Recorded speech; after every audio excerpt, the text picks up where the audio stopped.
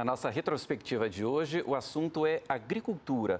O ano foi de safra recorde de grãos no Brasil, com destaque para o milho e para o algodão. Já a safra de soja ficou abaixo do que era esperado. A Catiúcia Neri conversou com o superintendente da Conab, a Companhia Nacional de Abastecimento, o Cleverton Santana.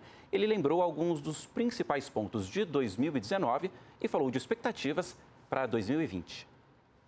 Cleverton, muito obrigada pela sua presença aqui no nosso estúdio para a gente fazer esse pequeno balanço da agricultura em 2019 aqui no Brasil. E aproveito para perguntar se foi um ano positivo para o país nessa área. Sim, de certa forma foi um ano muito positivo. O Brasil colheu a sua maior safra da história de grãos, 242 milhões de toneladas. E os destaques positivos nesse geral da produção agrícola é principalmente o milho. O Brasil nunca tinha colhido uma safra tão grande quanto a dessa, que foi de 100 milhões de toneladas. E, além disso, o algodão também, uma produção em que o Brasil tem tido produções excelentes e de alta qualidade. O mercado externo exporta muito algodão do país, então nós colhemos 2,7 milhões de toneladas de pluma em 2019. São os dois principais fatores. No campo sucroenergético, um destaque positivo é o etanol. O Brasil, além de ser um grande produtor, é um grande consumidor do etanol, tanto para a mistura da gasolina quanto para o abastecimento direto na bomba.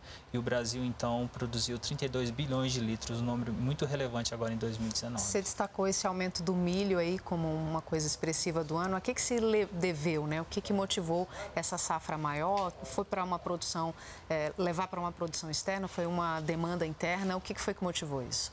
A primeira coisa que leva os produtores a aumentar a sua produção realmente é a rentabilidade da cultura, e os preços do milho favoreceram nessa safra e impulsionaram o aumento de área. Mas principalmente o que deve esses fatores é que o produtor tem tido mais oportunidade de destinar essa produção. O Brasil, além de ser um grande produtor, ele também é um grande consumidor, em torno de 60% a 70%, a depender do ano, da produção é para o consumo interno. Ele também exporta grande parte da sua produção, e o Brasil é um mercado relevante no mundo em exportação e oferta desse milho, mas acho que cabe destacar que nessa safra, em relação às últimas safras, aumentou muito a demanda desse milho brasileiro para a produção de etanol também, principalmente no estado do Mato Grosso. É mais uma oportunidade do produtor destinar sua produção e, consequentemente, melhorar sua rentabilidade. A gente elencou esses fatores, tem algum outro que não pode ficar de fora, que a gente tem que relembrar como importante em 2019? Acho que o que deve se lembrar é que a soja também em 2019 continuou sendo a nossa maior produção, se contabilizarmos as culturas produtoras no âmbito de grãos, mas o Brasil produziu 115 milhões de toneladas. A expectativa era produzir inclusive acima de 120 milhões, mas as condições climáticas não foram favoráveis, principalmente em algumas regiões do centro-oeste e também do sul, principalmente o estado do Paraná, e então o Brasil deixou de produzir uma grande safra, apesar de ser uma safra com volume relevante. E o que está sendo feito para o ano que vem? A gente já tem alguma perspectiva para 2020 nessa área de agricultura? Tem algum foco para o ano que vem? As expectativas, de modo geral, continuam positivas. A gente deve caminhar para bater o nosso recorde anterior, e o que tem puxado esse crescimento, principalmente nesse momento, é a soja.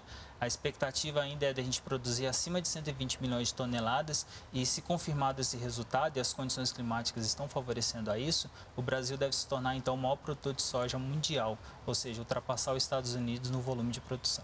Esse ano de 2019 foram feitos alguns acordos, como o acordo do Mercosul com a União Europeia, por exemplo, e se vislumbra aí uma questão de novos negócios. Para a agricultura, se abre essa oportunidade? O que a gente pode falar especificamente em relação a isso? No curto prazo, a gente não deve ter muitos resultados práticos dentro do país, mas muitos estudos, principalmente da organização da própria ONU, que falam sobre o aumento da demanda por alimentos no mundo, apontam o Brasil como o principal ofertante dessa produção. O Brasil tem conseguido produzir cada vez mais, melhorando as suas produtividades e produzindo mais de uma vez na mesma área. Esse é um fator que você não consegue um calendário de plantio desse em outros países. Então, o que a gente espera, e isso deve continuar, é o Brasil continuando sendo o grande provedor dessa oferta de alimentos no mundo. Falando em oferta de alimento no mundo, a agricultura familiar teve um saldo positivo esse ano, de 2019. Você tem alguma informação sobre isso? Em relação à produção, a gente não faz esse recorte especificamente, mas a gente sabe que existem muitas ferramentas, principalmente alguns programas que a própria Conab executa, para melhorar a renda do produtor rural e principalmente a renda do pequeno produtor rural, do agricultor familiar. E grande parte da produção que vai para a nossa mesa provém dessa agricultura. A gente se preocupa muito com o preço das coisas, né? A gente tem alguma perspectiva de como é que fica isso ano que vem? Eu sei que tem diversas variáveis aí no caminho, mas o que vocês vislumbram para 2020? No geral, o mercado é muito certo, né? Muitas variáveis, elas impactam até internamente variáveis fora do país, como essa guerra comercial que existe, por exemplo, entre o Brasil, os Estados Unidos e a China.